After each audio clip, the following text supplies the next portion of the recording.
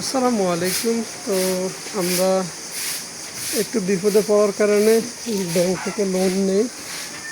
তো লোন নেওয়ার ফলে আসলে আমার একটু টাকার চাপ পড়ে যায়, এই জন্য আমরা এখান থেকে 4টা ষাঁড় গরু আমি বিক্রি করে দিয়েছি।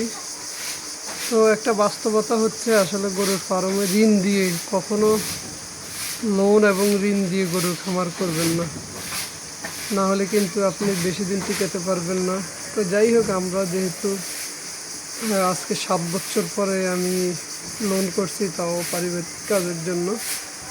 তো আসলে অ্যাকচুয়ালি আমি এটা কখনো বলি নাই, এই জন্যে যে এটার বাস্তবতা তো বুঝি নাই। এখন বুঝতে পারতেছি অনেক ভাইয়েরা যে লোন নিয়ে খামার করলে যে আসলে খামার টিকে না বা অনেক বিপদগ্রস্ত হয়। তো এটা জানছি, জানার পরও কিন্তু পারিবারিক চাহিদার জন্যে লোনটা করা হয়।